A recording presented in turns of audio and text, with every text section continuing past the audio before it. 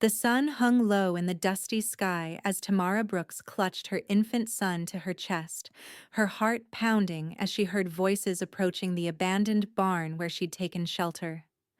3 days of running, of hiding, of desperate prayer that no one would find them. All of it might be for nothing if the wrong person discovered her now. She pressed deeper into the shadows, covering the baby's mouth gently with her trembling hand as footsteps crunched on the dry hay outside. Wyoming Territory, 1873. A hard place for a woman alone, harder still for a woman with a child and no husband. The barn door creaked open, sending a shaft of golden light across the dirt floor. Tamara held her breath, willing little Joseph not to cry. The footsteps paused, and she could feel eyes scanning the dim interior. "I know someone's in here," a deep voice called out. "I ain't looking for trouble, just making sure no one's hurt." Tamara remained still, her back pressed against the rough wooden wall. The baby squirmed against her chest, making a soft mewling sound that seemed to echo in the silence. "I heard that," the man said, his boots scraping as he moved toward her hiding spot. "Look, madam, I can tell there's a little one with you. Night's coming fast, and it'll be cold. I've got a cabin not far from here. Food and shelter. No questions asked." A sob caught in Tamara's throat. She hadn't eaten properly in days, and Joseph needed milk. But trust had become a luxury she couldn't afford. "How do I know you won't?" she began, her voice cracking. The footsteps stopped. "My name's Preston Neal. I run cattle on the north side of the valley. Got no reason to hurt anybody, especially not a woman and child." There was a pause. "I give you my word, madam." The baby started to fuss louder now, tiny fists waving in protest of his hunger. Tamara closed her eyes briefly, weighing her desperate options. "I have nowhere else to go," she finally admitted, rising slowly from her hiding place, still keeping to the shadows. Preston Neal stepped back, giving her space. He was tall, broad-shouldered, with a face weathered by sun and wind, but his eyes, they were kind, Tamara noticed with surprise. The eyes of a man who hadn't yet been hardened by the brutal realities of frontier life. "I'm Tamara," she said, careful not to give her surname. "And this is Joseph." Preston nodded, making no move to come closer. "The offer stands. My place is warm, and I've got goat's milk that might suit the little one." As if understanding the promise of food, Joseph began to cry in earnest now, his tiny face reddening with the effort. "Hush now, sweet boy," Tamara whispered, bouncing him gently. The movement caused her threadbare shawl to slip, revealing the bruises on her neck, purple marks in the unmistakable shape of fingerprints. Preston's expression darkened momentarily, but he said nothing about what he'd seen. Instead, he simply removed his coat and held it out to her. "For the boy," he said quietly. Tamara hesitated, then reached out to take it, wrapping Joseph in the warm fabric. The simple kindness nearly broke her composure. "My horse is outside," Preston continued. "We can ride double. It's about 3 miles to my place." The thought of being on a horse with a stranger made Tamara's skin crawl with fear, but the baby's cries were growing more insistent. Joseph needed food, warmth. She needed rest. "I don't have any money to pay you," she said, lifting her chin. "Didn't ask for any," Preston replied simply. Outside, the setting sun painted the landscape in hues of orange and purple. Preston's horse, a sturdy chestnut gelding, nickered softly as they approached. "I'll mount first, then hand the baby up to you," Preston suggested, his tone careful, as if he understood her wariness. "No." Tamara clutched Joseph tighter. "I keep him with me." Preston nodded without argument. "I'll help you up then." With surprising gentleness for such large, calloused hands, he helped her into the saddle, then swung up behind her, careful to maintain a respectful distance despite the close quarters.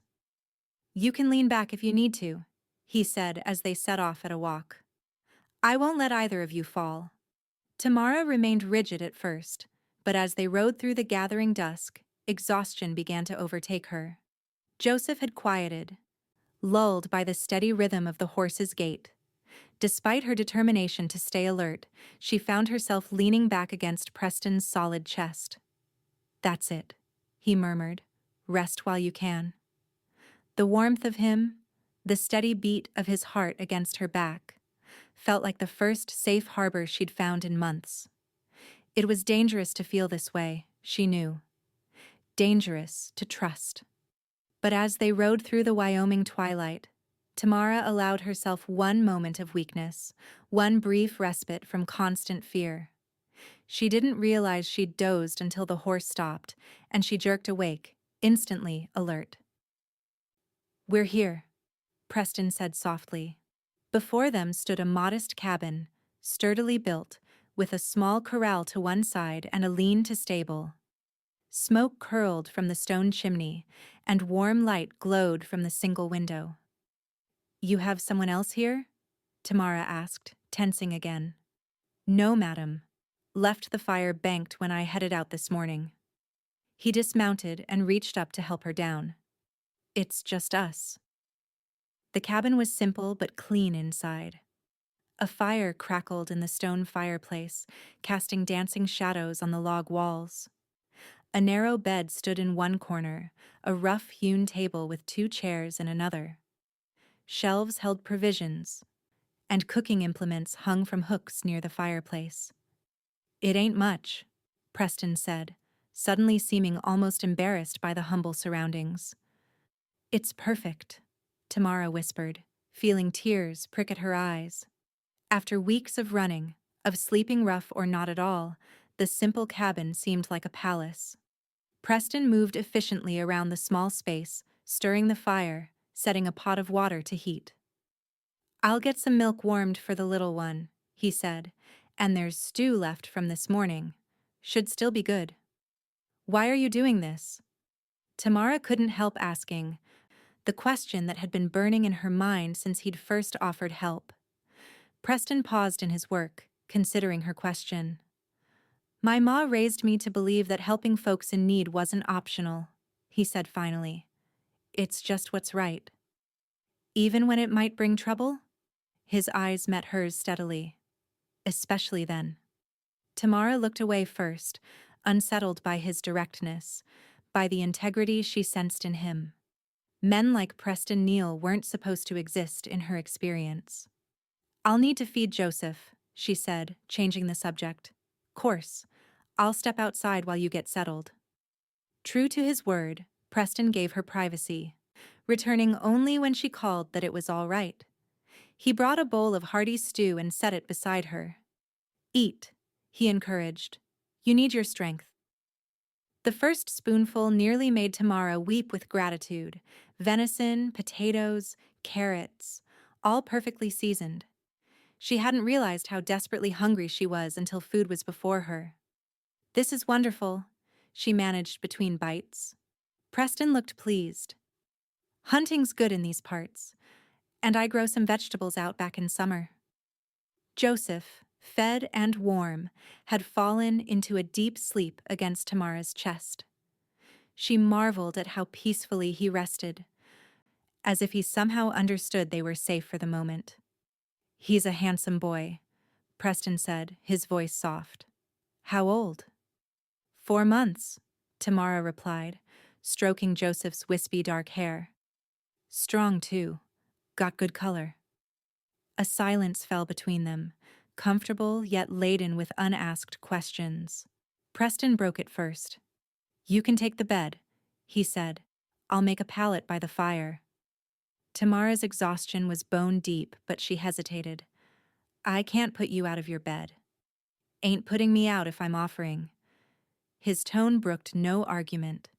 Besides, I've slept on worse than my own floor plenty of times. Too tired to protest further. Tamara nodded gratefully. Preston busied himself with making up the bed with fresh linens, then creating his own sleeping space near the hearth. If you need anything in the night, just say so, he told her. I'm a light sleeper. Tamara settled onto the bed. Joseph nestled beside her. The mattress, stuffed with clean straw and topped with a feather tick, felt impossibly luxurious after so many nights on hard ground. Thank you, she whispered into the dimness, for everything. Get some rest, Tamara, came the quiet reply. You're safe here. She wanted to believe him, desperately wanted to think that perhaps, just perhaps, she'd found shelter not just for the night, but for longer. Yet experience had taught her harsh lessons about hope. Still, as sleep claimed her, Tamara allowed herself to imagine what it might be like to stay, to build a life in this peaceful place with her son, to know the security of Preston Neal's steady presence. It was a dangerous dream, but for tonight at least, it was hers to hold. Morning came with pale golden light filtering through the cabin's single window. For a moment, Tamara felt disoriented, panic rising as she tried to remember where she was. Then she felt Joseph's warm weight against her side and saw Preston's tall figure silhouetted against the fireplace, and memory returned. Morning, Preston said, glancing over his shoulder. Hope I didn't wake you. Making breakfast? Tamara sat up, smoothing her rumpled dress. No, I'm not used to sleeping so deeply. It was true she'd slept without waking once, something that hadn't happened since before Joseph was born. Coffee's ready if you want some, Preston offered, gesturing to a steaming pot. Thank you, she said, carefully lifting Joseph, who was beginning to stir. The baby yawned, his tiny fists stretching above his head, and Tamara felt a familiar surge of fierce love. Preston watched them, an unreadable expression crossing his face. He's got your eyes, he observed. Tamara looked down at her son's dark blue eyes so like her own. Yes, she said softly. Though his father... She stopped abruptly, unwilling to continue that thought. Preston seemed to understand. He turned back to the stove, giving her a moment to compose herself. I need to go into town today, he said after a while. Running low on supplies. You're welcome to stay here while I'm gone. Tamara's heart stuttered. Town? Which town? Sweetwater. It's about 10 miles east. The fear must have shown on her face because Preston set down the skillet and faced her fully. You running from someone in Sweetwater? He asked directly. Tamara hesitated, then nodded. There seemed little point in denying it. Husband? The question was gentle but firm. No, she whispered. Not my husband. Preston waited, not pressing but clearly wanting more. Tamara took a deep breath. His name is Victor Krane. He owns the largest ranch near Sweetwater. I worked in his house as a maid. The words came out wooden, rehearsed. He took an interest in me. When I refused him, he became aggressive. One night, he had been drinking heavily and... She broke off, instinctively holding Joseph closer. Preston's jaw tightened. Joseph is his child. It wasn't a question, but Tamara answered anyway. Yes, but Victor doesn't know. I hid the pregnancy as long as I could, then fled before I began to show too much. I've been moving from place to place ever since, working where I could. And now you've circled back to Sweetwater. Preston's voice was grim. I didn't know, Tamara said quickly. I've been trying to make my way north to Montana. I heard there's work there for women willing to cook and clean. Preston ran a hand through his hair, thinking. Crane's got influence in these parts. Men on his payroll in every town for 50 miles. I know, Tamara whispered. If he finds out about Joseph, he'd claim the boy as his own. Preston finished her thought. Use the child to control you. Tamara nodded, tears threatening. I can't let that happen. Victor he's not a good man. Cruel to those weaker than him. What he'd do to a child? She couldn't continue. Preston's expression hardened. Well, he won't find you here. My place is isolated enough, and I don't have dealings with Krane or his men. I can't stay, Tamara protested. I've put you in danger just by being here. If Victor found out you were harboring me— Let me worry about that, Preston interrupted. Winter's coming fast. Those mountains to the north will be impassable in a few weeks. You try heading to Montana now, with a baby. He shook his head. It'd be a death sentence for both of you. Tamara knew he was right. Already the nights were bitter cold and she'd seen snow dusting the distant peaks. What do you suggest? She asked finally. Stay here through winter. Come spring, if you still want to head north, I'll help you get there safely. The offer was so generous, so unexpected, that Tamara could only stare at him. Why would you do that for us? You don't even know me. Preston turned back to the stove, flipping bacon in the skillet. Know enough, he said simply. Know you're a mother protecting her child. Know you've been treated unjustly. That's sufficient reason for me. Tamara studied his profile, the straight nose, the firm jaw covered in a day's growth of beard, the eyes that seemed to see through pretense. Everything about Preston Neal spoke of solidity, of a man who meant what he said and did what he promised. I can work, she offered. Cook, clean, mend. I'm good with a needle, and I can garden come spring. Preston nodded. Could use the help, truth be told. Been bachelor living too long? He served up plates of bacon and fried potatoes, setting one before her. So we have a deal? Tamara looked down at Joseph, now fully awake and gurgling contentedly. For his sake, she needed to be practical, to accept help when it was genuinely offered. Yes, she said finally, we have a deal. Until spring. Preston's smile transformed his face, softening the weathered lines around his eyes. Good, he said. That's real good. After breakfast, Preston prepared to leave for town, loading empty flour sacks and a list of supplies onto his wagon. Should be back by sundown, he told Tamara. There's a shotgun above the door if you need it. Do you know how to use one? Yes, Tamara said. Her father had taught her to shoot when she was barely tall enough to hold the gun. It was one of the few useful skills he'd imparted before drink took him. Preston nodded approvingly. Bolt the door after I leave. Don't open it for anyone but me. As he climbed onto the wagon seat, he paused, looking back at her. Tamara, while I'm gone, no one knows you're here. But if you're thinking of running, of not being here when I get back— He hesitated.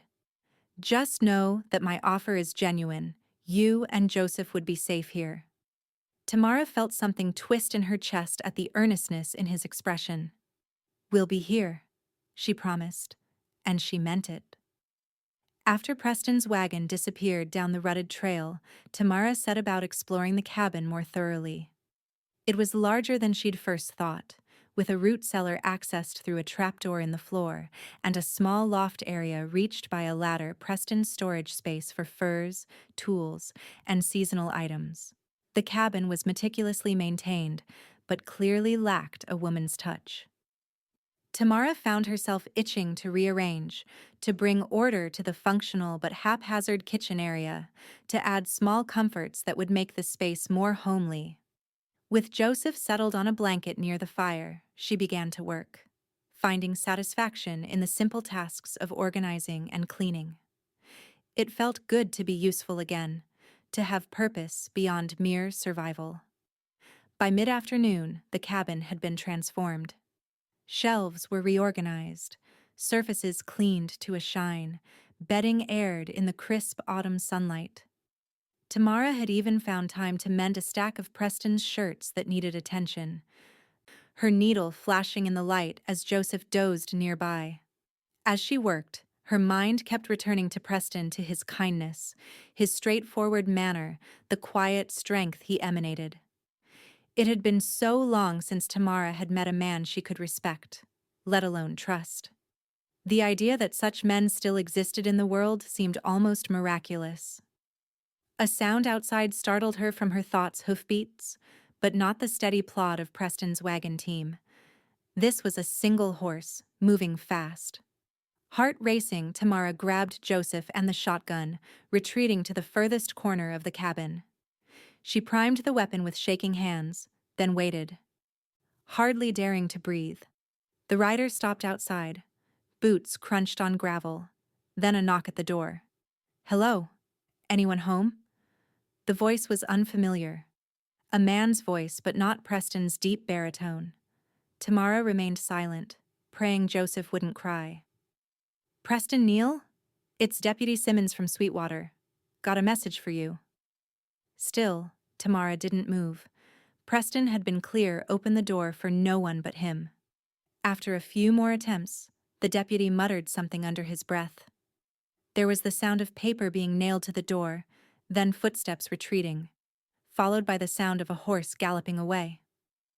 Only when silence had fallen again did Tamara risk moving to the window. The yard was empty. Cautiously, she unbolted the door and peered outside. A folded piece of paper had been tacked to the wood. She pulled it free and brought it inside to read. "Notice to all residents of Sweetwater County." It began in bold print.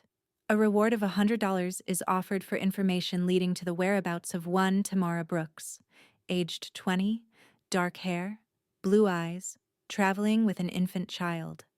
Said woman is wanted for theft of property belonging to Mr. Victor Krane. Contact Sheriff Willoughby or Deputy Simmons with information." Tamara sank onto a chair. The paper clutched in her trembling hand. Victor was looking for her officially now, with the law's backing. The theft claim was a lie, of course. The only thing she'd taken was herself and her child, both of which Victor considered his property. Panic rose in her throat. She had to leave now, before Preston returned. The deputy had seen this cabin, would surely mention it to Victor or his men. And Preston. What would happen to him if Victor discovered he was sheltering her?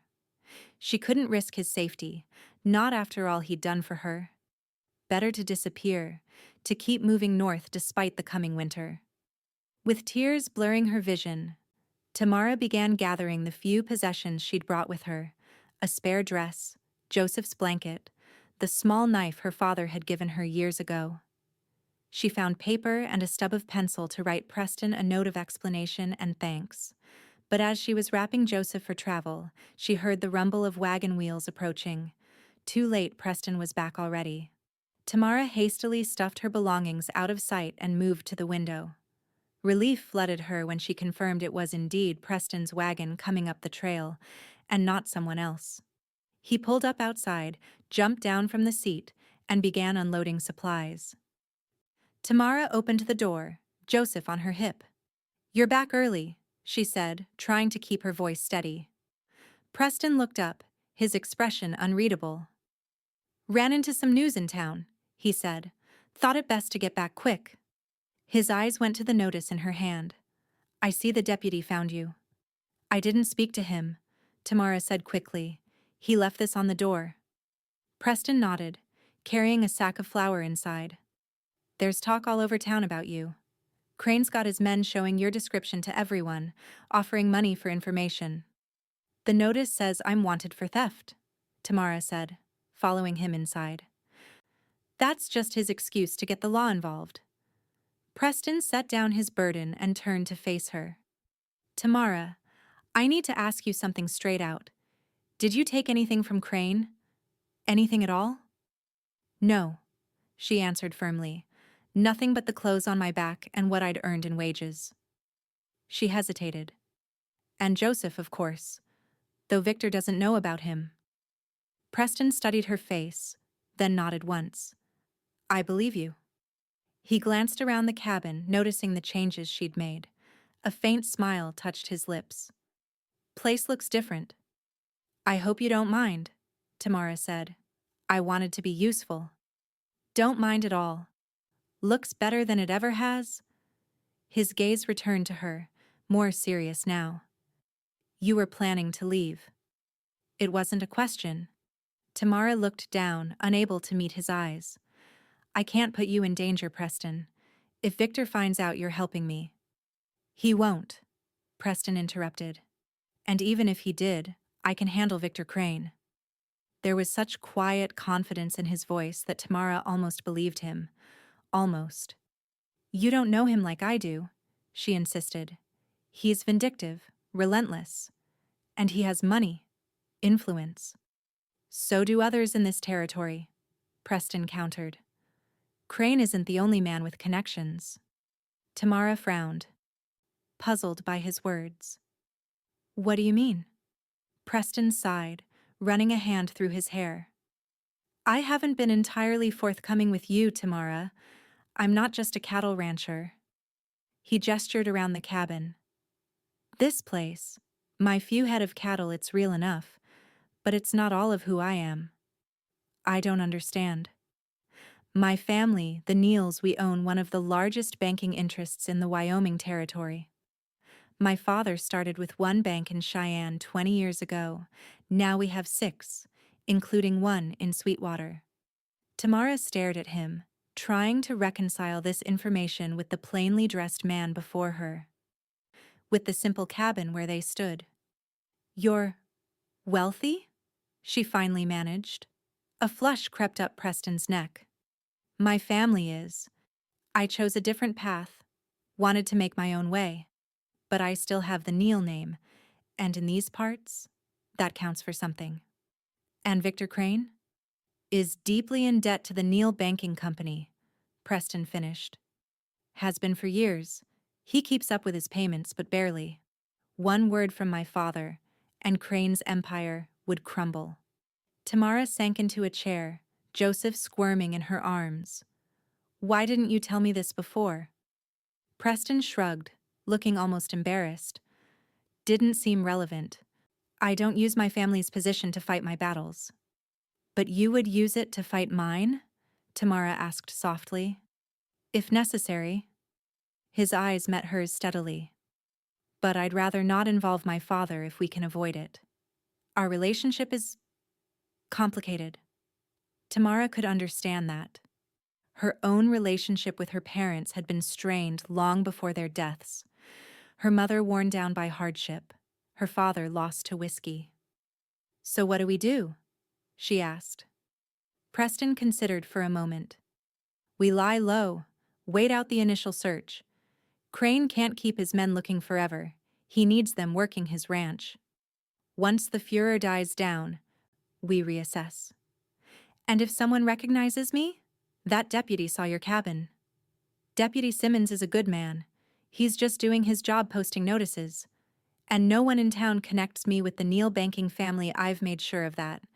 As far as Sweetwater is concerned, I'm just Preston Neal, small-time rancher. He smiled slightly. It's why I live like this, instead of in some fancy house in town.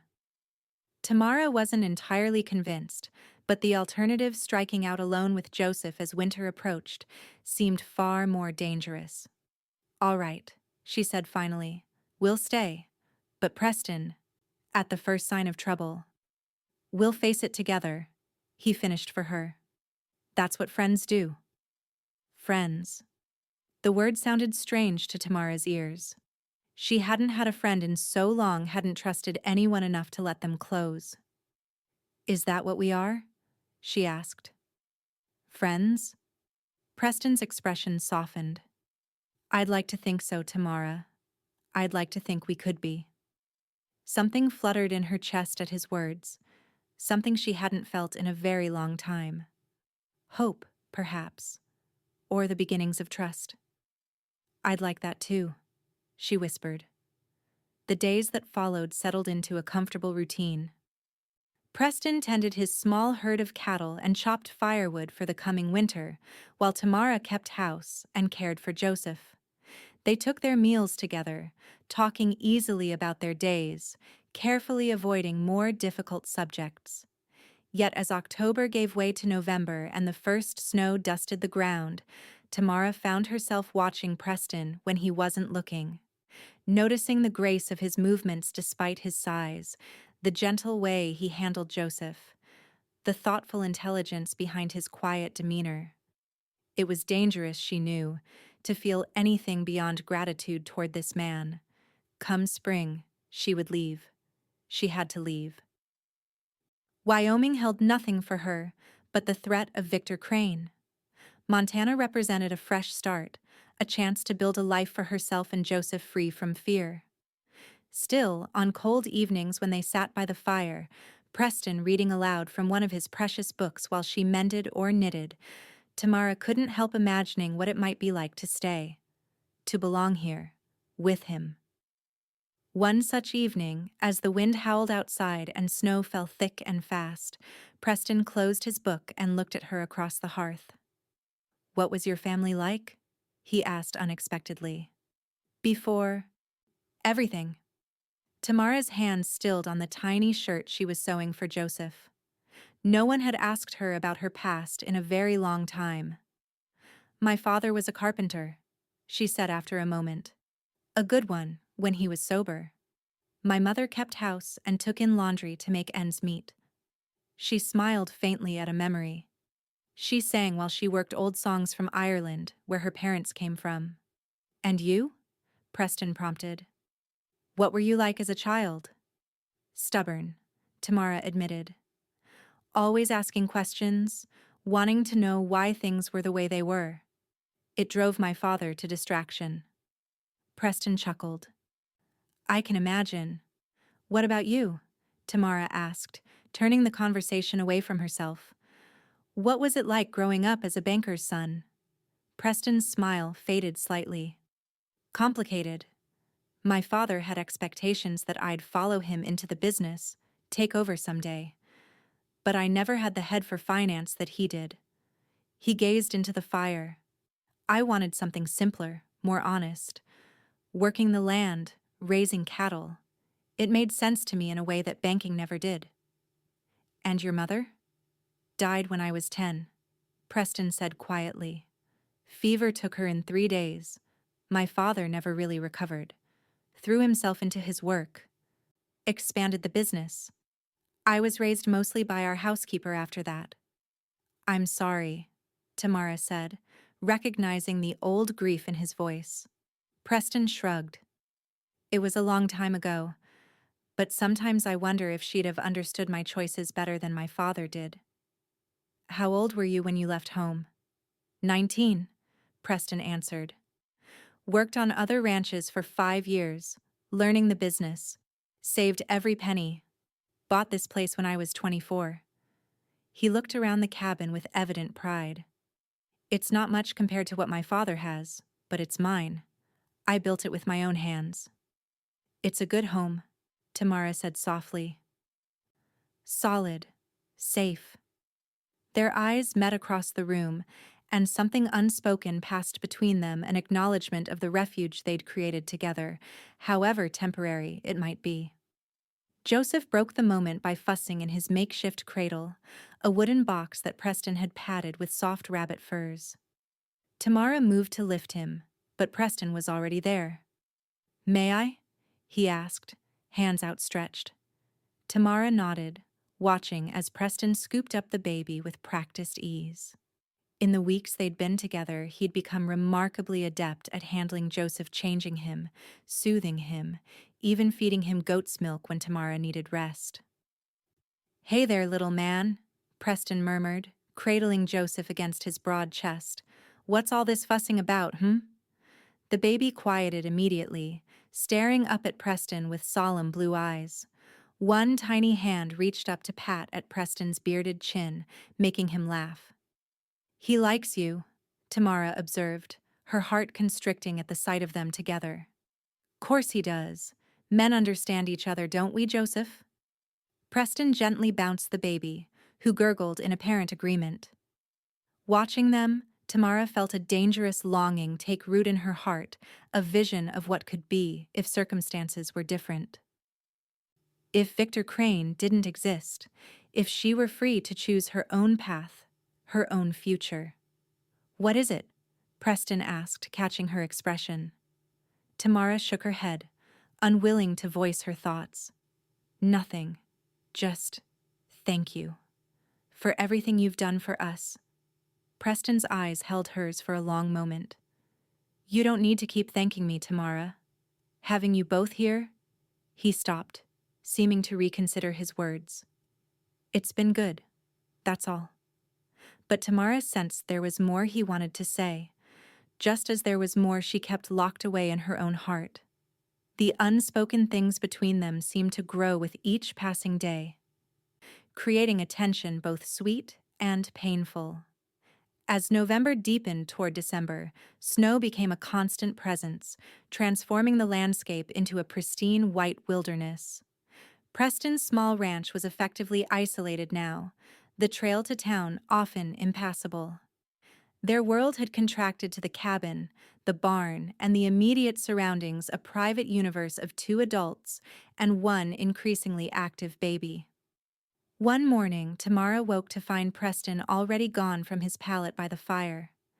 Joseph was still sleeping, so she dressed quickly and went outside to look for him. The cold hit her like a physical blow as she stepped through the door. Her breath frosted in the air, and the snow crunched beneath her boots. The sun had just cleared the eastern mountains, casting long blue shadows across the unblemished whiteness. She found Preston by the corral, breaking ice in the water trough for his horses.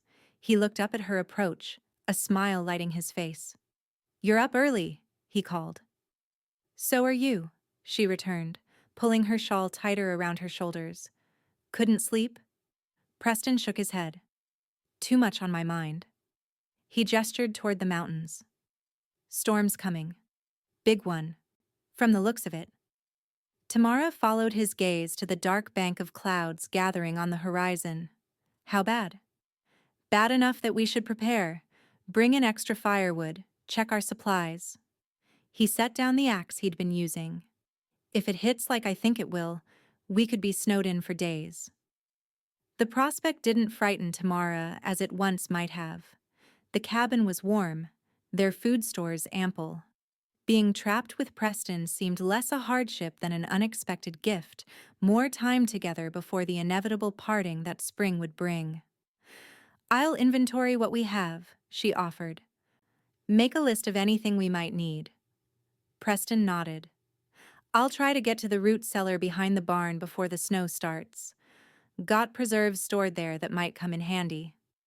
They worked together throughout the morning, Preston hauling in armloads of split firewood, while Tamara organized their supplies and prepared hearty meals that could be easily reheated if the fire became difficult to maintain during the storm. By mid-afternoon, the sky had darkened ominously, and the wind had picked up, driving small pellets of ice against the cabin windows.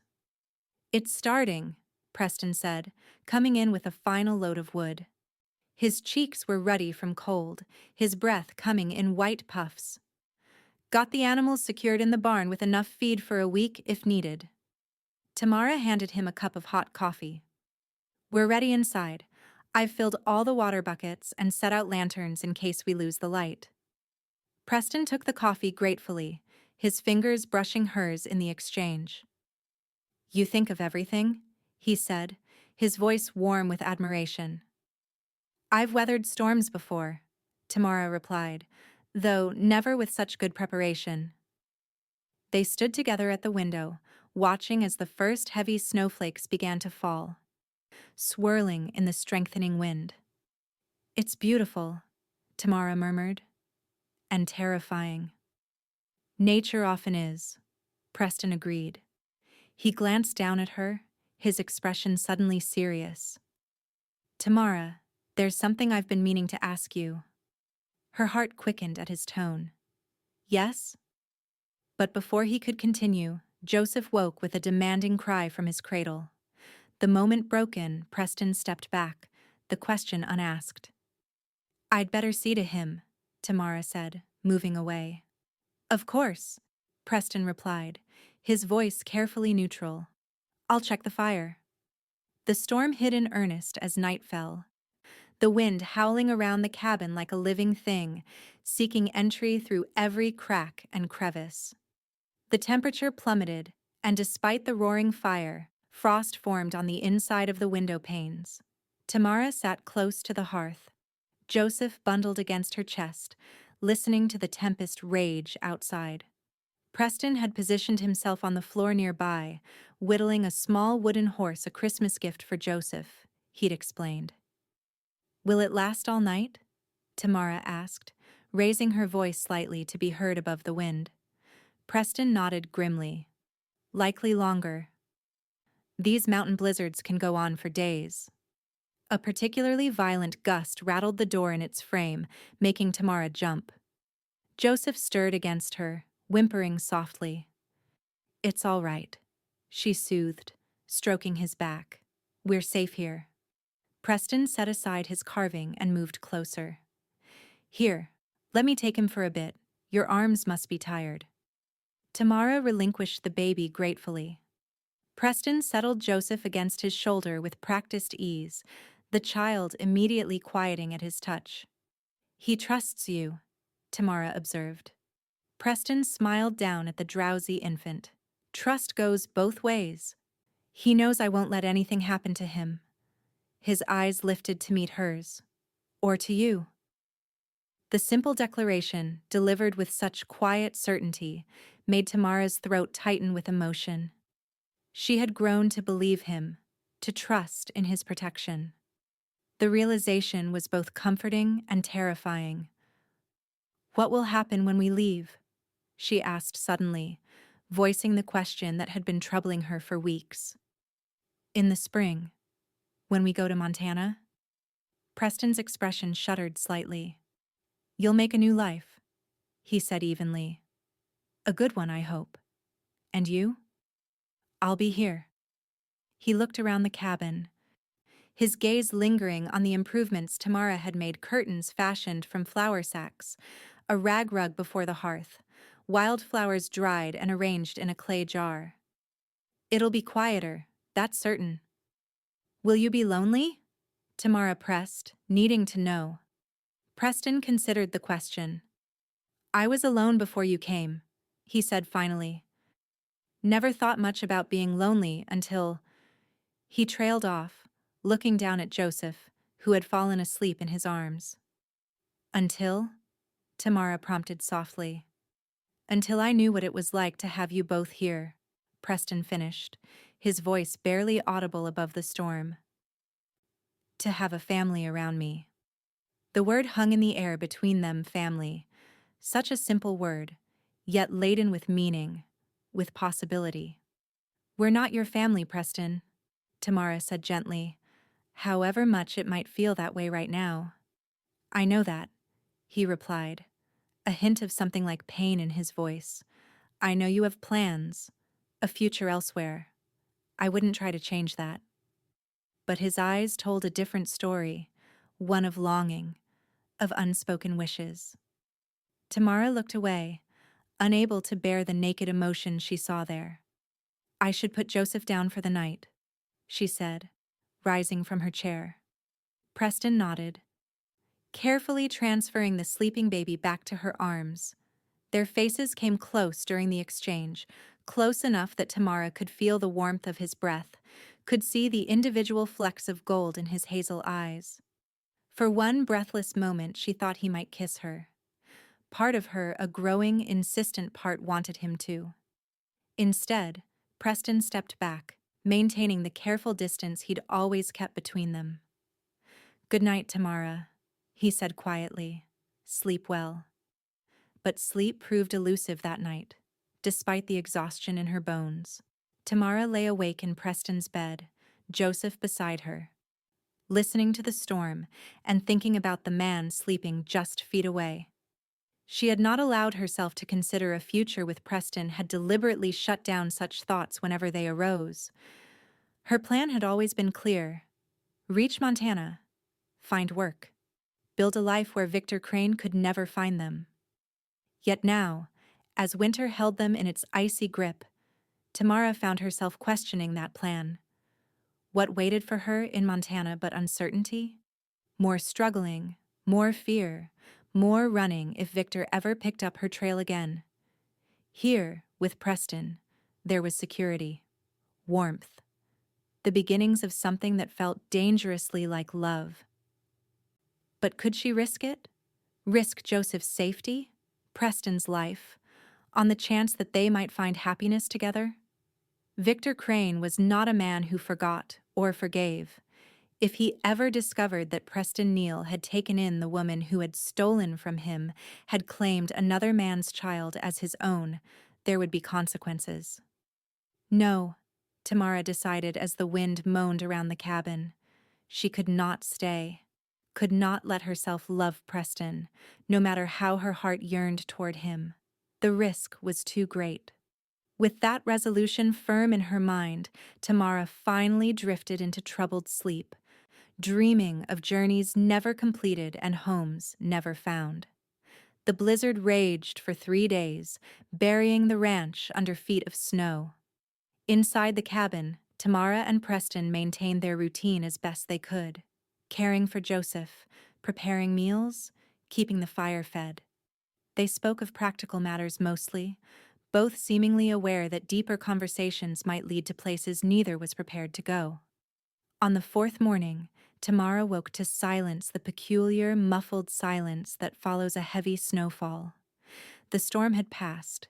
She rose carefully, tucking the blankets around Joseph to keep him warm, and moved to the window. Outside, the world had been transformed. Snow covered everything, smoothing the contours of the land into gentle swells and dips, gleaming blindingly bright in the morning sun. Beautiful, isn't it? Preston's voice behind her made Tamara start. He stood in the center of the room, already dressed for outdoor work. It's like everything's been made new, she agreed. Preston smiled. That's the gift of winter, it covers all the flaws, all the rough spots. For a little while, at least. Until the thaw comes, Tamara said softly. Until the thaw, Preston echoed, his eyes holding hers for a moment before he looked away. I need to check on the livestock, make sure the barn roof held up under all that snow. Will you be all right here with Joseph? Of course, Tamara assured him. We'll be fine. Preston nodded, donning his heavy coat and gloves. At the door, he paused. Tamara, when I get back, there's something we need to discuss. His serious tone sent a flutter of apprehension through her. What is it? Nothing bad, he said quickly. Just something I've been thinking about. For you and Joseph. Before she could question him further, he was gone, the door closing firmly behind him. Tamara busied herself with caring for Joseph and preparing breakfast, but her mind kept returning to Preston's words. What could he want to discuss? Had he reconsidered his offer to shelter them until spring, or was it something else entirely? Preston was gone longer than expected. The sun had climbed high in the sky by the time Tamara heard the crunch of boots on snow outside. She moved to the window, expecting to see Preston returning from the barn. Instead, she saw 2 men on horseback approaching the cabin strangers, their faces obscured by scarves against the cold. Fear shot through her like ice water. Instinctively, she snatched up Joseph from his cradle and retreated to the far corner of the room where Preston kept his shotgun. The men dismounted outside. One remained with the horses while the other approached the cabin door and knocked firmly. Hello? Anyone home? The voice was unfamiliar. Tamara remained silent, praying Joseph wouldn't cry. The shotgun felt heavy and awkward in her hands, but she held it ready, finger near the trigger. The knock came again, more insistent this time. We're looking for Preston Neal. Urgent business from town. Still, Tamara didn't respond. Preston's warning echoed in her mind. Open the door for no one but him. After a tense minute, she heard muttered conversation outside, then footsteps moving away from the door. Through the window, she watched as the men conferred briefly, then remounted their horses. But instead of leaving, they turned toward the barn, where Preston would be working. Tamara's heart raced. If these men were sent by Victor Krane, Preston could be in danger. She needed to warn him. Setting Joseph carefully in his cradle, she moved to the door, intending to follow the men at a distance. But as she reached for the latch, the door burst open, nearly knocking her backward. Preston stood in the doorway, his face grim. "Get your things," he said urgently.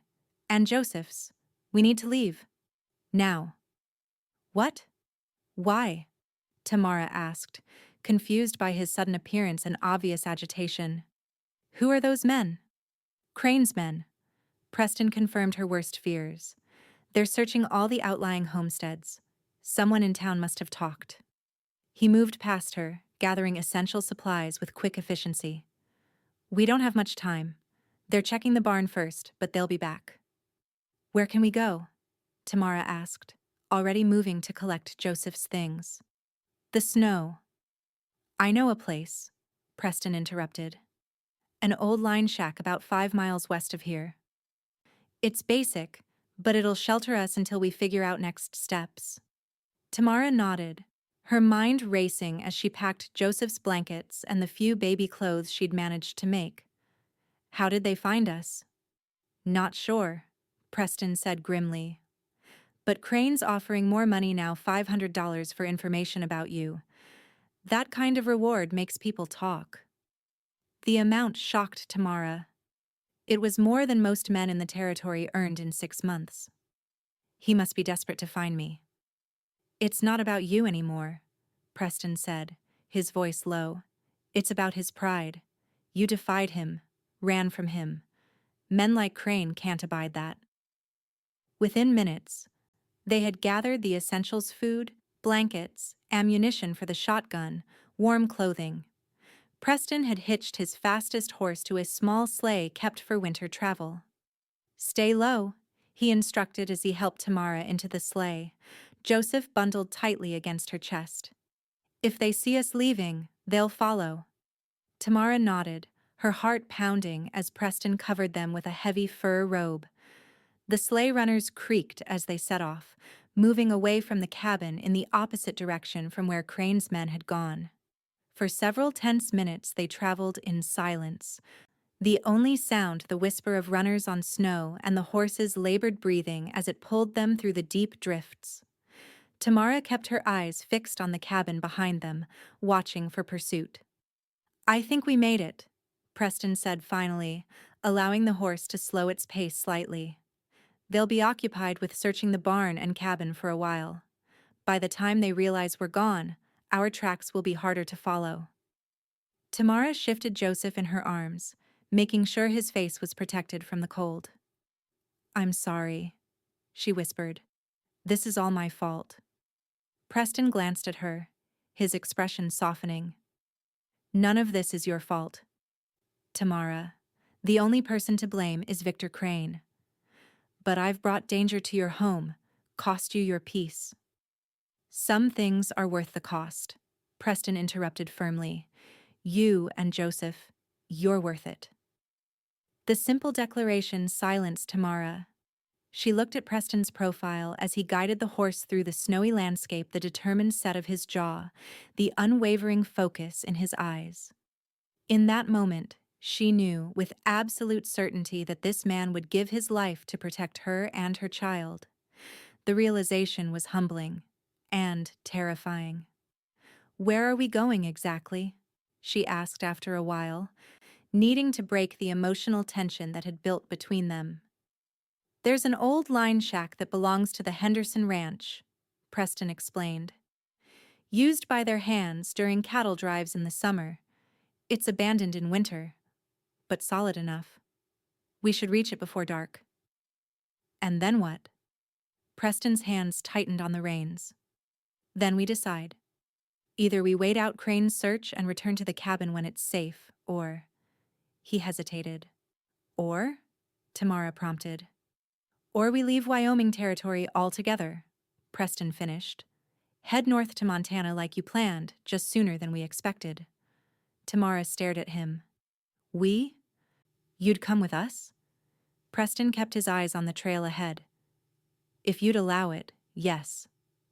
But your ranch, your life here, is just land and buildings," Preston cut in. "Can always get more of both, He glanced at her briefly. What I can't replace is... He didn't finish the thought, but he didn't need to. Tamara felt tears sting her eyes, quickly freezing on her lashes in the cold air. Preston, I can't let you give up everything for us. You're not letting me do anything, he replied, his voice gruff with emotion. It's my choice. Has been since the day I found you in that barn. They fell silent then, each lost in private thoughts as the sleigh continued its journey through the pristine wilderness. The afternoon sun cast long blue shadows across the snow, and the temperature began to drop as evening approached. Finally, as dusk was gathering, Preston pointed ahead. There it is. Tamara followed his gesture and saw a small, rough-hewn cabin nestled among a stand of pine trees. Smoke rose from the chimney, a worrying sign. Someone's there, she said, alarm sharpening her voice. Preston frowned, reaching for the rifle stowed beneath the seat. Stay here, he instructed, bringing the sleigh to a halt at a safe distance. If there's trouble, take the horse and head northwest. There's a ranch about 10 miles that way owned by a friend of mine, Tom Blackwell. He'll help you. I'm not leaving you, Tamara protested. Preston's expression was unyielding. Joseph needs you. Promise me you'll go if there's trouble. Reluctantly, Tamara nodded. Be careful, she whispered as Preston climbed down from the sleigh, rifle in hand. She watched anxiously as he approached the cabin, moving cautiously through the deep snow. At the door, he paused, then knocked firmly. The door opened, and a figure appeared, an old man with a long white beard dressed in buckskins. Even from a distance, Tamara could see Preston's posture relax. The two men spoke briefly, then Preston turned and waved her forward. It's all right, he called. Just old Jeb Miller. He's a friend. Relief flooding through her, Tamara urged the horse forward. Preston came to help her down from the sleigh, taking Joseph while she found her footing in the deep snow. Jeb's a trapper, Preston explained as they approached the cabin. Uses this place sometimes when he's working this valley. The old man stood in the doorway, his weathered face curious as he took in Tamara and the baby. Preston tells me you folks are in a bit of trouble, he said by way of greeting. We are, Tamara admitted, and we're grateful for any shelter you can offer. Jeb nodded, stepping aside to let them enter. Any friend of Preston's is welcome here, especially when there's a little one involved. The cabin was small and rustic, a single room with a stone fireplace, a rough plank table with 2 chairs and a narrow cot in one corner. But it was warm, and the fire cast a cheerful glow over the humble surroundings. Not much, but it keeps the cold out, Jeb said, noting Tamara's assessment. Been holed up here waiting for the trails to clear so I can get my furs to market.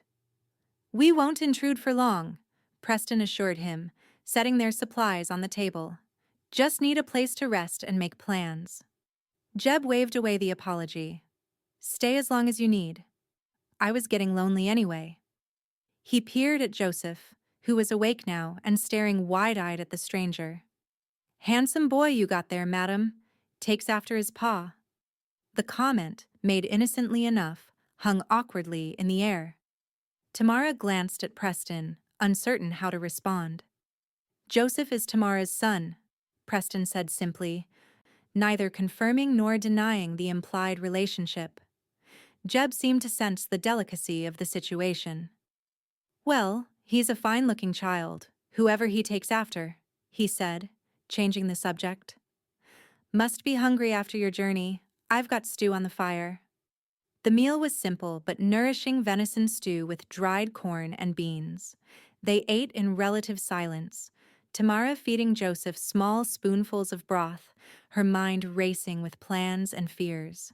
After dinner, Jeb announced he would sleep in the lean, to where he kept his furs, insisting that Tamara and Joseph take the cot, while Preston used the bedroll he'd brought from the ranch. Once the old trapper had left them alone, Preston stoked the fire and turned to Tamara, his expression grave. We need to decide what to do, he said without preamble. Crane's men will keep searching. It's only a matter of time before they think to check places like this. Tamara nodded, cradling Joseph close. I know. We have two options as I see it, Preston continued. We can try to reach the railroad at Green River. From there, we could take a train east to Denver, maybe, or even Chicago, somewhere Krane has no influence.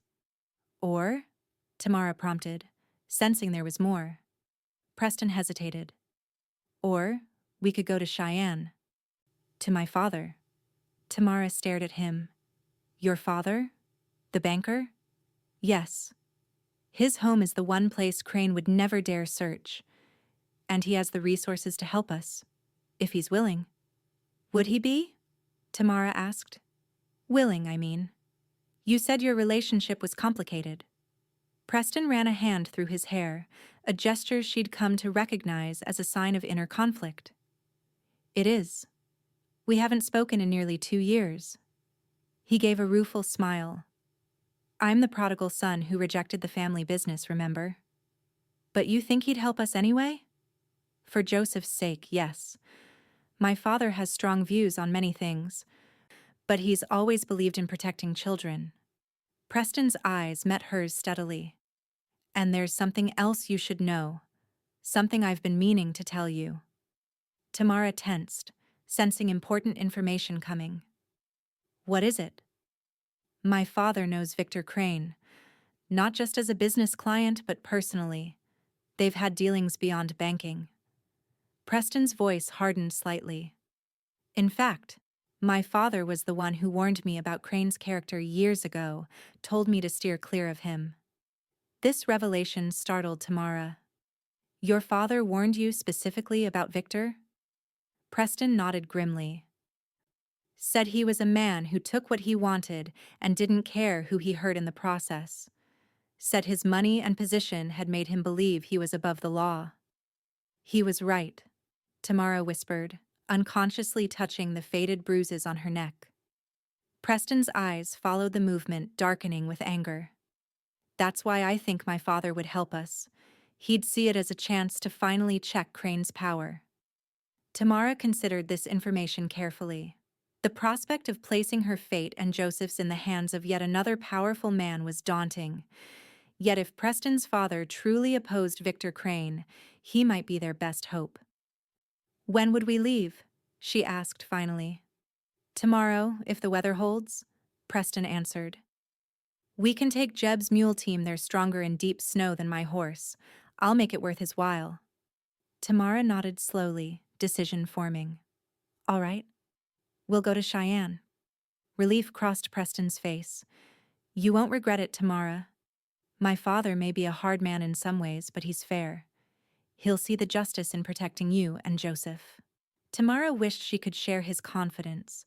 Her experience with powerful men had taught her caution, but she trusted Preston trusted his judgment, his integrity. If he believed his father would help them, she would have to believe it too. Preston, she said softly, thank you. For everything you've risked for us. He shook his head. Don't thank me yet. We're still in danger. Even so, Tamara insisted, few men would have done what you've done. Sheltered us, protected us, left your home to keep us safe. Preston's gaze was steady, unwavering. Few men would have had the privilege of knowing you and Joseph, of being part of your lives, however briefly. The simple sincerity of his words touched something deep in Tamara's heart. Without conscious thought, she moved closer to him, one hand reaching up to touch his cheek. Not so briefly, I hope, she whispered. For a moment, time seemed suspended between them. Then Preston's arms were around her, drawing her close, his lips finding hers in a kiss that felt like coming home after a long journey. Tamara melted into him, all her carefully constructed barriers falling away. This was what she had feared, what she had fought against for months, this connection, this belonging, this love. When they finally broke apart, Preston rested his forehead against hers, his breathing uneven. I've wanted to do that since the first week you were with me, he admitted. Tamara smiled, her heart lighter than it had been in longer than she could remember. Why didn't you? Didn't want to frighten you. Didn't want you to think I expected anything in return for helping you. He brushed a strand of hair from her face. And I wasn't sure you felt the same. I wasn't sure either, Tamara confessed. Or rather, I was afraid to feel anything, afraid to trust again. And now? Preston's voice was gentle, patient. Tamara looked up at him, seeing all the goodness, the steadfastness that had drawn her to him from the beginning. Now I'm still afraid, she whispered, but not of you. Never of you. Preston's smile was like sunrise after a long night. That's enough for me, he said. For now, that's more than enough. In that moment, with Joseph sleeping peacefully nearby and the fire casting golden light over them both, Tamara allowed herself to believe that perhaps happiness was possible after all. That perhaps, against all odds, she had found not just safety, but love in this wild, beautiful land. Tomorrow would bring its own challenges, a dangerous journey, an uncertain reception in Cheyenne, the continued threat of Victor Krane. But tonight, in this simple cabin with this extraordinary man, Tamara Brooks felt hope rekindling in her heart. And for now, that was enough. Morning came with clear skies and bitter cold. Tamara woke to find Preston and Jeb already preparing for the journey, loading supplies onto the old trapper's sturdy sleigh while discussing the best route to Cheyenne. The main roads will be watched, Jeb was saying as Tamara joined them, Joseph bundled against her chest. You'll need to take the old mining trail through Thunder Basin. Preston frowned. That adds 2 days to the journey, and it's rough country. Better rough country than a bullet from Crane's men, Jeb countered. Besides, I know where you can find shelter each night. Got friends scattered through those hills. Preston nodded, conceding the point. All right, we'll take the basin route. He turned to Tamara, his expression softening. Did you sleep well? Better than I expected, she answered with a small smile, remembering the sweetness of their kiss the night before, the comfort of falling asleep knowing Preston was nearby. Joseph squirmed against her, making small fussy noises that signaled his hunger. As she moved to feed him, Jeb tactfully excused himself to check on his mule team. Are you sure about this journey? Preston asked once they were alone. It won't be easy, especially with Joseph. Tamara met his concerned gaze steadily. I'm sure about you, she said simply. Where you think we should go, I'll follow. Something flashed in Preston's eyes, a mixture of responsibility and tenderness. I won't let you down, he promised. I know. Tamara reached out to touch his hand. Preston, about last night. We don't have to talk about it now, he said quickly. There's time for that later, when we're safe.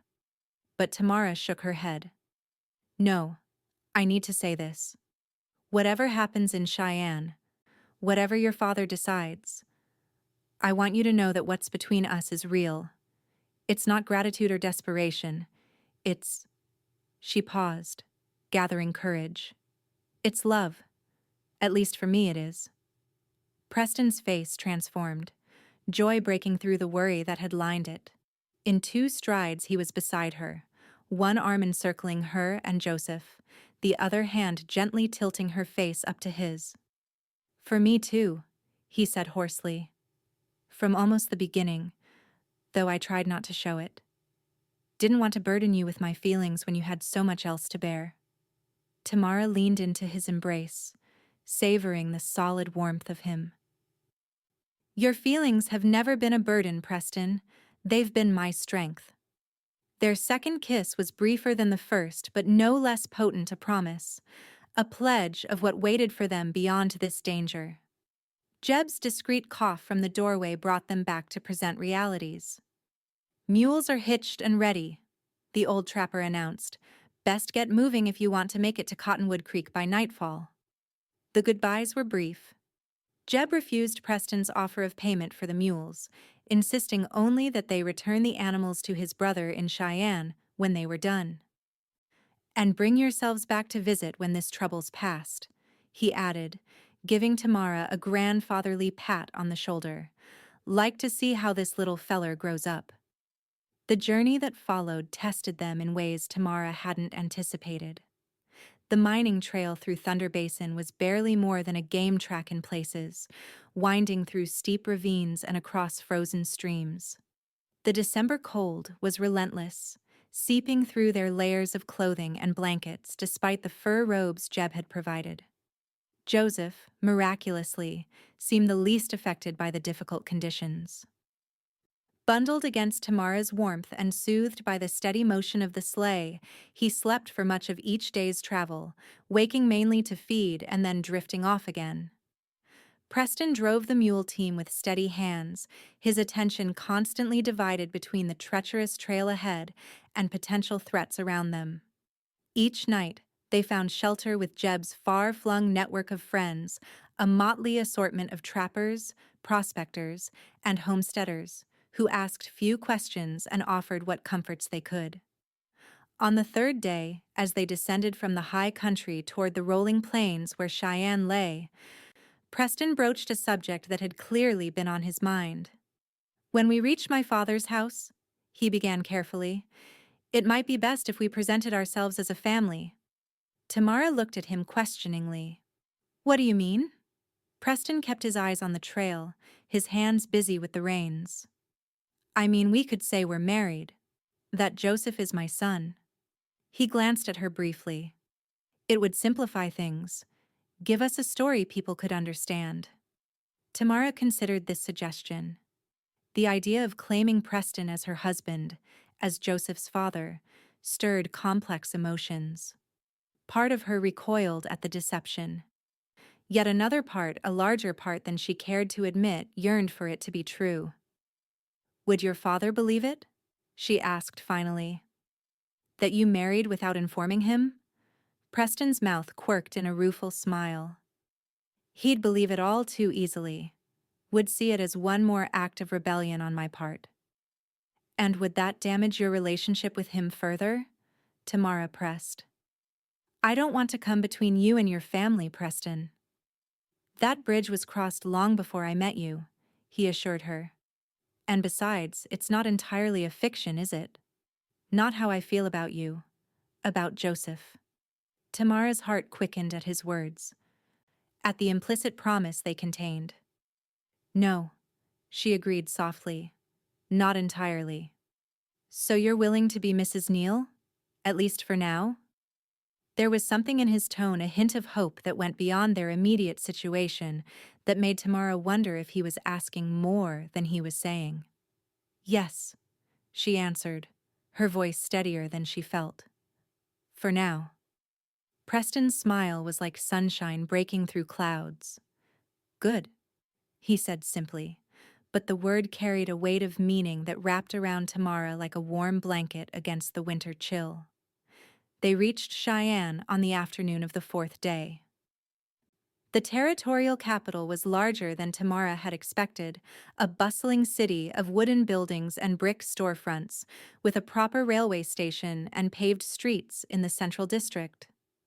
As they approached from the north, Preston pointed out landmarks: the imposing territorial courthouse, the newly built Grand Central Hotel, the spire of St. Mark's Episcopal Church rising above the surrounding structures.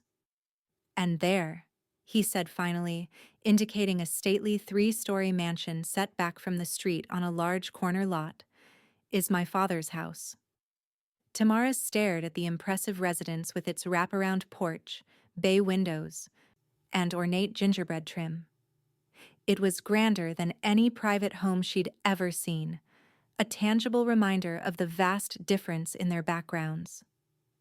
"It's very large," she managed, suddenly acutely aware of her worn dress and trail-dusty appearance. Preston seemed to sense her discomfort.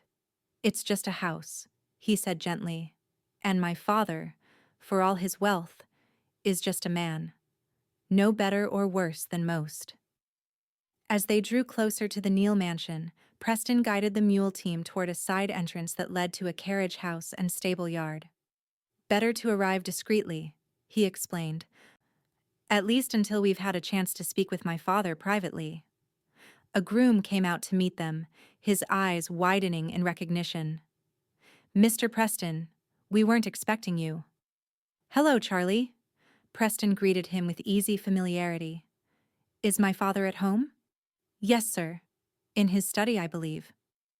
The groom's curious gaze moved to Tamara and Joseph. Shall I announce you? No need, Preston replied, helping Tamara down from the sleigh. We'll go in through the kitchen.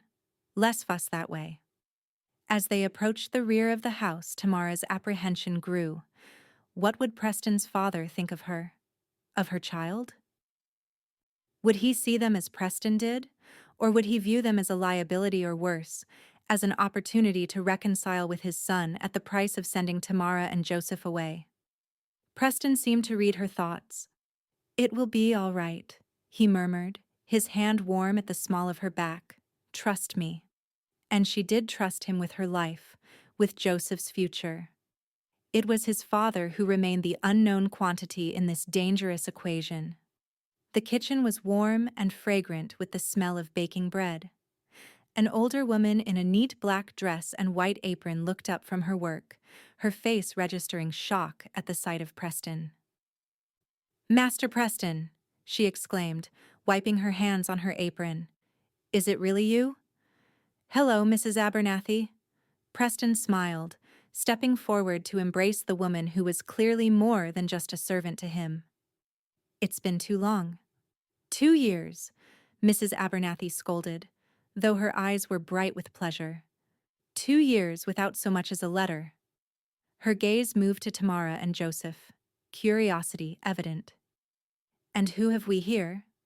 Preston straightened, his expression becoming more formal. Mrs. Abernathy, may I present my wife, Tamara, and our son, Joseph? Tamara felt a blush rise to her cheeks at the introduction, at the lie that wasn't entirely a lie in her heart. How do you do? She murmured. Mrs. Abernathy's eyebrows rose nearly to her hairline, but she recovered quickly. Well, this is a surprise indeed. She came forward to peer at Joseph. A handsome boy, takes after his father. The comment, so similar to Jeb's, made Tamara's blush deepen. Joseph, as if sensing he was the center of attention, chose that moment to wake, blinking up at the unfamiliar face above him. Oh, he has your eyes, dear, Mrs. Abernathy told Tamara. Such a lovely blue. Mrs. Abernathy, Preston interjected gently, we need to speak with my father. It's rather urgent. The housekeeper's expression sobered immediately. Of course. He's in his study. She hesitated. He's had a difficult morning. The bank board meeting didn't go as he'd hoped. Preston nodded, absorbing this information. Thank you for the warning. We'll tread carefully. As they moved through the house toward his father's study, Tamara was struck by the opulence around her oriental carpets on polished wood floors, oil paintings in gilded frames, furniture that spoke of old money and refined taste. It was a world apart from the simple cabins and rough shelters that had been her home for so long. Preston paused outside a heavy oak door at the end of a long hallway. Ready? He asked softly. Tamara adjusted Joseph in her arms, straightened her shoulders, and nodded. Ready. Preston knocked once, then opened the door without waiting for a response. Father, he said, his voice steady. I've come home. The man who looked up from the massive desk was in his 60s, with silver hair and the same hazel eyes as Preston, though colder, more assessing. He wore a well-tailored suit and a gold watch chain stretched across his vest. For a long moment he simply stared at his son. Preston, he said finally, his voice deep and controlled. This is unexpected. I know, Preston acknowledged, And I apologize for arriving without notice, but we had no choice. Hiram Neal's gaze moved to Tamara and Joseph, standing slightly behind his son. His expression remained unreadable. I see you've brought guests. Preston stepped aside, drawing Tamara forward. Not guests, father. My wife, Tamara, and our son, Joseph. The elder Neal's eyebrows rose fractionally, the only indication of surprise he allowed himself. Your wife, he repeated, as if testing the word. When did this occur? Last spring, Preston answered smoothly. A small ceremony, nothing elaborate. Hiram Neal rose from his chair, coming around the desk to stand before them. He was tall, like his son, though slighter in build.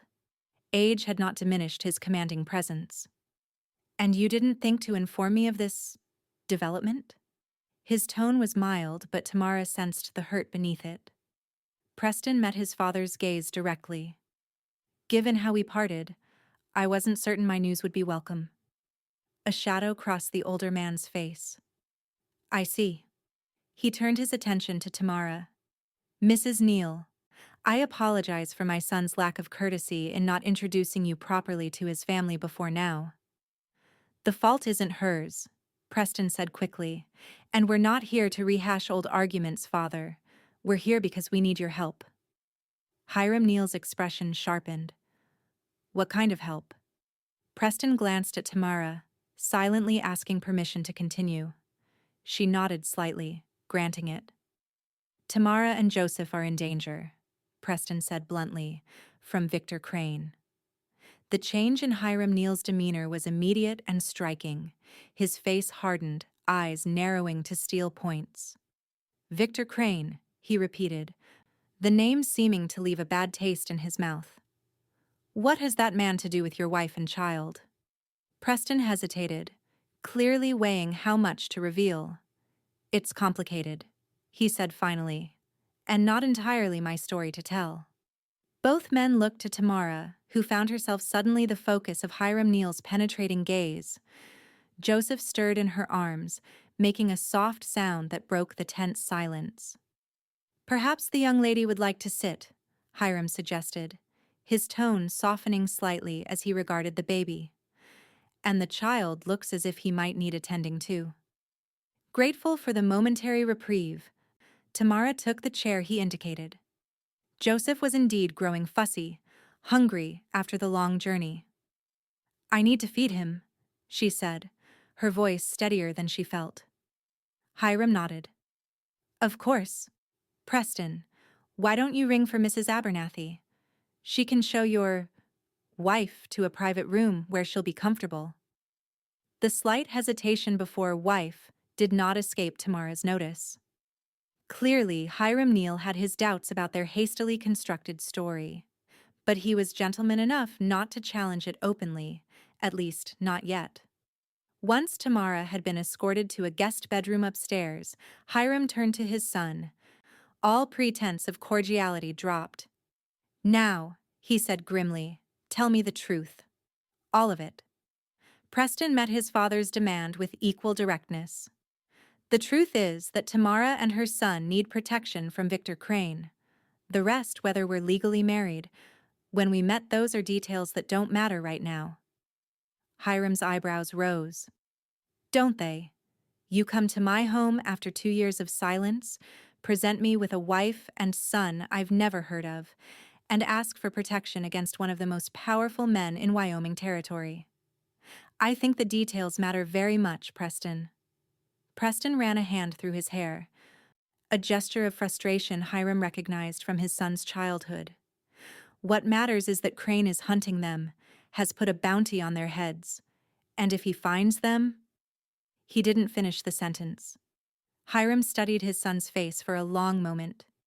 You care for this woman, he observed, deeply, from the look of it. I love her, Preston said simply. Her and Joseph both. And the child? Is he yours by blood? Preston's jaw tightened. He's mine in every way that counts. Hiram nodded slowly, accepting this answer for what it was. And Crane's interest in them? What is the nature of that? Here Preston hesitated, unwilling to betray Tamara's confidence. That's for Tamara to explain, if she chooses to. I see. Hiram returned to his desk, seating himself with deliberate calm. Well, you're here now. Both of you, all three of you, are welcome to stay while we sort this out. He fixed his son with a stern look. But Preston, I will expect the full truth eventually. From both of you. Preston nodded, relief evident in the slight relaxing of his shoulders. Thank you, Father, and you'll have it when Tamara is ready. Upstairs, Tamara had settled into the guest room, a spacious chamber with a four-poster bed, delicate floral wallpaper, and tall windows overlooking the snow-covered garden. Mrs. Abernathy had brought warm water for washing and promised to send up a tray of food once Joseph had been fed. As she nursed her son, Tamara's mind raced with questions and concerns. How much had Preston told his father? How much would she need to reveal? Could they trust Hiram Neal to help them without demanding the complete truth in return? A soft knock at the door interrupted her thoughts. It's Preston, came the familiar voice. May I come in? Yes, Tamara called, adjusting her clothing as Joseph finished feeding. Preston entered, closing the door behind him. His face showed signs of strain, but he smiled when he saw them settled comfortably on the bed. How did it go? Tamara asked immediately. With your father? Preston sat beside her, one hand reaching out to stroke Joseph's dark hair. As well as could be expected. He's agreed to let us stay while we sort things out, as he put it. Did you tell him everything? Preston shook his head. Only that you and Joseph need protection from Krane. I left the rest for you to share if and when you choose to. Gratitude washed over Tamara. Even now, Preston was protecting her privacy, her dignity. Thank you, she whispered. He knows we're not really married, Preston continued, his voice gentler now. Not in the legal sense, at least. But he's willing to maintain the fiction for appearance's sake. Tamara nodded, absorbing this information. And what happens now? Now we rest, Preston said firmly. You and Joseph both need it after our journey. Tomorrow is soon enough to make plans. As if in agreement, Joseph yawned widely, his tiny fists stretching above his head. Tamara smiled down at him, her heart overflowing with love for this perfect child who had brought such joy and such danger into her life. Preston, she said hesitantly, your father? Will he judge me? For Joseph's parentage, I mean. Preston considered the question carefully. My father is a man of strong principles, he said finally, but he's not without compassion, and he despises Victor Krane has for years, though I've never known exactly why. This surprised Tamara. Your father has personal reasons to dislike Victor?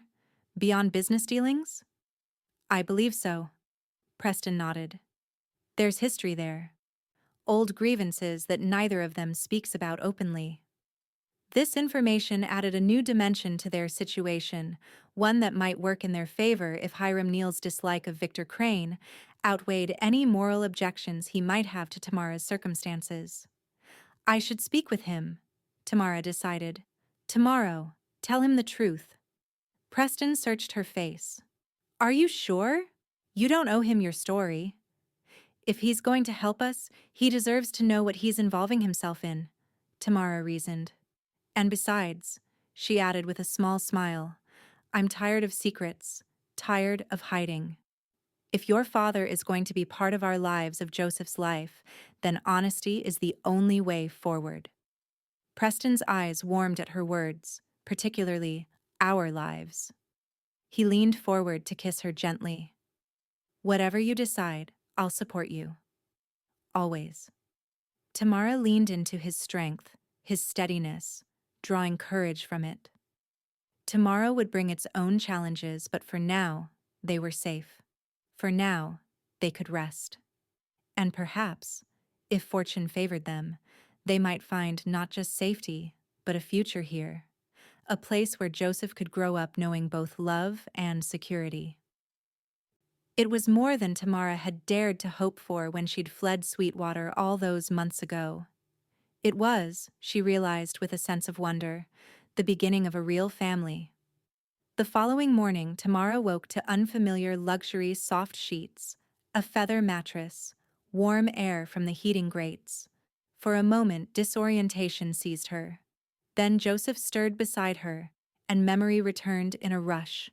They were in Cheyenne, in Hiram Neal's house. Safe, for now. A knock at the door preceded Mrs. Abernathy's entrance with a breakfast tray. "Good morning, Mrs. Neal," the housekeeper said cheerfully. "I've brought you some tea and toast to start. A proper breakfast is waiting downstairs when you're ready." Tamara thanked her, still unused to being addressed as Mrs. Neal, but appreciating the respectful fiction. Is my husband awake?" "Indeed he is. Been up for hours, him and his father both. Deep in conversation in the study." Mrs. Abernathy bustled about the room, opening curtains to let in the pale winter sunlight. "Mr. Hiram asked if you might join them when you're ready. Said there are matters to discuss." A flutter of nervous anticipation went through Tamara. This was it. Then the reckoning she'd known must come. "I'll be down as soon as I'm dressed," she promised. Mrs. Abernathy nodded approvingly. "There are some dresses in the wardrobe that might suit you. Belonged to Mr. Hiram's sister when she stayed here last summer. She's about your size, I'd say." Once alone, Tamara quickly washed and dressed, choosing the simplest of the offered gowns, a deep blue wool with minimal trimming. It fit reasonably well, though it was finer than anything she'd worn in years. With Joseph fed and changed, she made her way downstairs, following the sound of male voices to the study. Preston looked up as she entered, his face lighting with a smile that eased some of her nervousness. "Good morning," he said, rising to take Joseph from her arms. "Did you sleep well?" "Better than I have in months," Tamara admitted, her gaze moving to Hiram Neal, who had also stood at her entrance. "Mrs. Neal," the elder Neal greeted her formally. "Please, be seated. We have much to discuss." Tamara took the offered chair, her back straight, chin lifted. Whatever judgment came, she would face it with dignity. "Preston has explained some of your situation," Hiram began without preamble. "But I find myself needing to hear the full account from you directly." Tamara glanced at Preston, who nodded encouragingly. Joseph now contentedly settled in his arms. "Of course," she said, turning back to Hiram. "What would you like to know?" "Let's begin with your connection to Victor Krane," Hiram suggested, his tone neutral but his eyes sharp. Tamara took a deep breath, then told her story, all of it. The job as a maid in Krane's household, his unwanted advances, the night he'd forced himself on her, drunk and violent, her discovery of pregnancy and flight from Sweetwater, the months of hiding, of working where she could until Joseph's birth made continuing on impossible. "I was desperate when Preston found me," she concluded, her voice steady despite the painful memories. "I had nowhere to go, no one to turn to. I was certain Victor would take Joseph from me if he discovered his existence not out of any paternal feeling, but as a way to control me, to punish me for fleeing." Throughout her narrative, Hiram Neal's expression had remained carefully controlled, though his knuckles had whitened on the armrests of his chair at certain points. Now he leaned forward, his gaze intent. "And you are certain, absolutely certain, that Victor Krane is the father of your child?" The question, though expected, still stung. "Yes," Tamara answered firmly. There was no one else. Hiram nodded, accepting her word. "And you never told him about the pregnancy?" "No. I was barely showing when I left. As far as I know, he has no idea Joseph exists." "Then why the hunt for you?" Hiram pressed. "Why offer such a substantial reward for your capture?" "Pride," Preston interjected before Tamara could answer. Krane can't abide the idea that someone, especially a woman, defied him, escaped his control. Hiram considered this, then nodded slowly. Yes, that aligns with what I know of the man. He turned back to Tamara. And what is it you want now, young woman? What outcome do you seek? Tamara met his gaze directly. Safety for my son. A chance to build a life where Victor can never threaten us. That's all I've ever wanted. And Preston? What is his role in this future you envision? The question was delicately phrased but pointed nonetheless. Tamara felt heat rise to her cheeks. We haven't had much opportunity to discuss the future, she said carefully. Events have moved too quickly. Hiram's gaze moved to his son. Preston? Preston shifted Joseph to his shoulder, his free hand reaching out to clasp Tamara's. My role is whatever Tamara will allow it to be, he said firmly. But my hope, my dearest hope, is to be her husband in truth and a father to Joseph. The simple declaration, made without hesitation or qualification, brought tears to Tamara's eyes. It was the first time Preston had stated his intentions so plainly, though she had begun to hope for such an outcome. Hiram observed them both for a long moment, his expression softening almost imperceptibly. I see, he said finally. Well, that certainly clarifies matters. He rose from his chair, moving to the window that overlooked the snow-covered garden. For several minutes, he stood in silence, seemingly lost in thought. When he turned back to them, his face had settled into lines of determination. Victor Krane has been a thorn in my side for many years, he said, his voice taking on a harder edge. This is not the first time he has abused his position in such a manner. Tamara frowned, not understanding. You mean he's harmed other women? Among other transgressions, yes. Hiram's mouth tightened into a grim line. 20 years ago, he took an interest in a young woman who worked for my family, a housemaid named Clara Jenkins. She was special to me, though propriety prevented me from acknowledging it publicly. Preston's eyes widened slightly, a new understanding dawning. Father, are you saying... I'm saying that Victor Krane has a long history of taking what isn't his, Hiram interrupted sharply. And it's past time someone stopped him. He looked directly at Tamara. I will help you, Mrs. Neal Tamara, not only for my son's sake, though that would be reason enough, but because justice is long overdue where Krane is concerned. Relief washed over Tamara, so intense that for a moment she couldn't speak. Thank you, she managed finally. I don't know how to repay such kindness. Make my son happy, Hiram replied simply.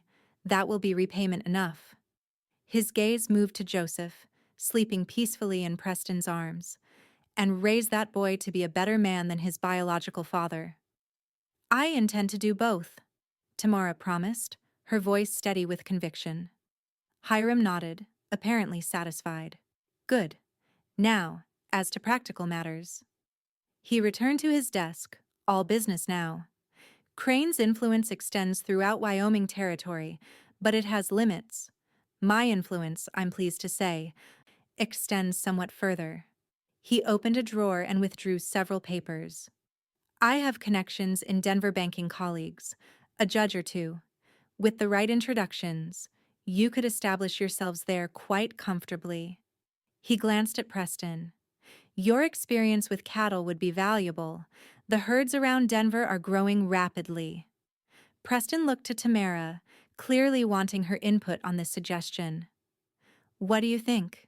Denver? Tamara considered it carefully.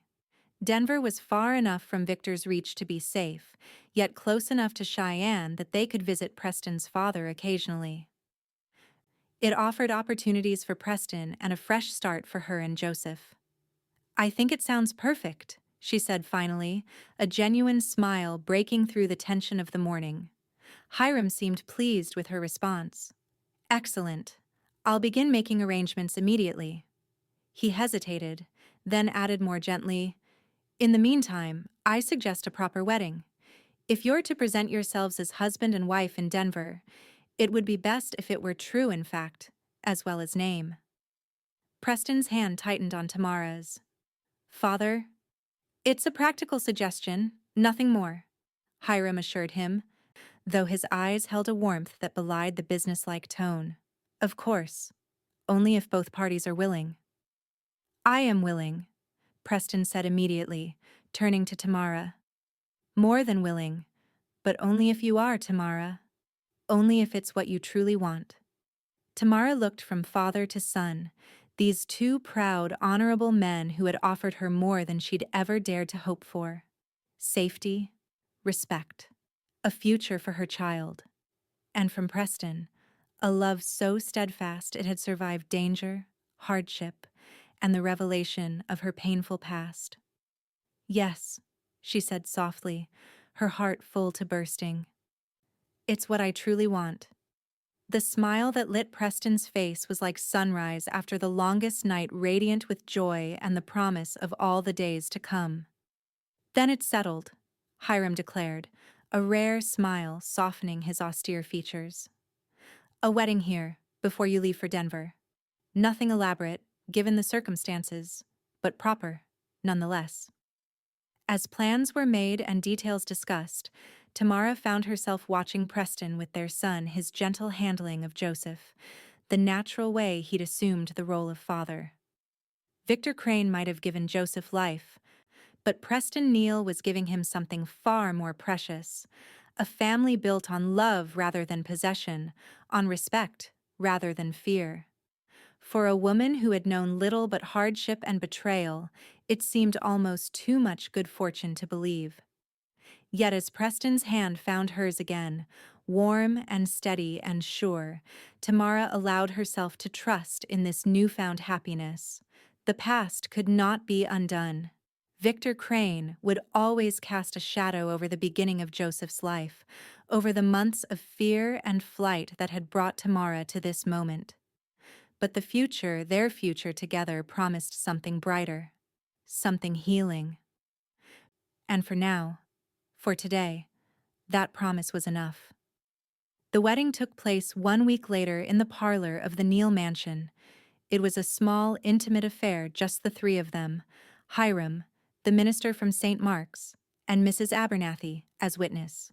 Tamara wore a simple ivory gown that had belonged to Preston's mother, altered by Mrs. Abernathy's skilled hands to fit her slender frame. As she spoke her vows, Joseph sleeping peacefully in Hiram's arms, Tamara felt a sense of rightness, of completion. This was no hasty arrangement born of necessity, but the natural culmination of all they had endured together, all the danger and uncertainty that had ultimately led them to this moment of perfect clarity. "I now pronounce you husband and wife," the minister declared, and Preston's kiss sealed their union, gentle yet passionate, a promise of all that was to come. Their departure for Denver was set for the following week. Hiram had arranged everything: letters of introduction to prominent citizens, a small but comfortable house on the outskirts of the growing city, even a position for Preston with a cattle company owned by one of his banking associates. "It's not charity," he insisted when Preston began to protest. "It's what any father would do for his son and new daughter-in-law. Consider it my belated wedding gift." On their last evening in Cheyenne, as they sat together in the parlor after dinner, Hiram handed Preston an envelope. "There's one more matter to address before you leave," he said, his expression grave. Preston opened the envelope, frowning slightly as he read the contents. "This is a statement of account for Victor Krane," he said, looking up at his father in confusion. "Showing he's in default on his loans." Hiram nodded, a hint of satisfaction in his eyes. "As of yesterday, the Neal Banking Company has called in all of Crane's outstanding debts. He has 30 days to repay in full or forfeit his collateral, which includes most of his ranch lands." Tamara stared at her father-in-law, understanding dawning. "You're ruining him." "Financially, yes. Hiram confirmed without apology. It's been a long time coming. His business practices have grown increasingly reckless, his behavior more erratic. The bank board agreed unanimously that he represents an unacceptable risk. And the timing? Preston asked, though his tone suggested he already knew the answer. Hiram met his son's gaze steadily. The timing ensures that Victor Krane will be far too preoccupied with saving his own skin to continue hunting for Tamara. By the time he sorts out his financial troubles, if he ever does, you'll be well established in Denver, with a new life that has no connection to him. It was ruthlessly efficient, Tamara thought, and entirely fitting. Victor had used his wealth and position to harm others, to take what wasn't his. Now those same tools of power were being turned against him. "Thank you, Father," Preston said simply, but the words carried the weight of years of misunderstanding finally laid to rest. Hiram inclined his head, accepting both the thanks and the reconciliation it represented. "Family protects its own," he said, his gaze moving to include Tamara and Joseph. "Always." In that moment, Tamara knew they would be safe. Victor Crane's shadow would never again darken their lives. The future stretched before them, bright, hopeful, theirs to shape together. Denver welcomed them with crisp spring sunshine and the promise of new beginnings. Their house, a modest but well-built structure on 2 acres of land, quickly became a home under Tamara's careful touch. Preston's work with the cattle company proved fulfilling and profitable, allowing him to begin building his own small herd on their property. Joseph thrived in the stable, loving environment, growing from infant to toddler with the boundless energy and curiosity that delighted both his parents. By his first birthday, he was taking his first wobbly steps, reaching always for Preston, who would sweep him up with a proud father's joy. "Dada" was his first word, followed closely by "Mama," cementing the family bonds that had been forged in such unlikely circumstances. Letters came regularly from Hiram in Cheyenne, each one bringing news of the territory they'd left behind. Victor Krane, as predicted, had been unable to meet his financial obligations. His ranch had been sold at auction, his influence in Sweetwater diminished to nothing. He had left Wyoming, rumors suggested, for California or perhaps Oregon, somewhere far from the scene of his downfall. "Justice comes in many forms," Hiram wrote in one letter, "sometimes through courts and lawmen, sometimes through more circuitous paths. The important thing is that it comes eventually to those who deserve it, both the good and the ill." On a warm summer evening, as they sat on their porch watching the sunset paint the distant mountains in shades of gold and purple, Preston took Tamara's hand in his expression thoughtful. "Do you ever regret it?" he asked suddenly. "The way things happened? All the danger and fear you went through?" Tamara considered the question, her gaze moving to Joseph, who was playing contentedly at their feet. "How could I?" she replied softly.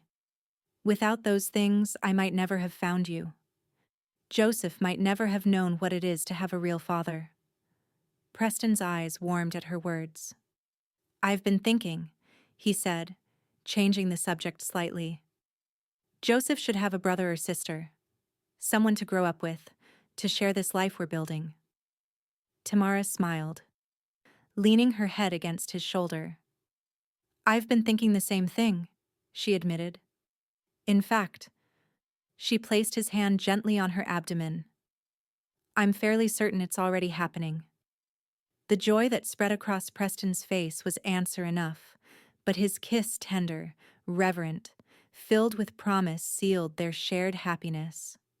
This child would be born into love from the very beginning, would never know the fear and uncertainty that had marked Joseph's early days. As twilight deepened around them, Tamara Neal reflected on the strange, winding path that had brought her here from desperate flight to perfect belonging. She had tried to hide her baby from the world, had run until she could run no more. And then Preston had found them, had taken them both into his arms and his heart, creating from their broken pieces a family stronger than she had ever dared to dream possible. Some might call it luck or chance, this unlikely meeting that had changed everything. But Tamara preferred to see it as something more, a kind of justice, perhaps, or maybe simply love, finding its way home against all odds.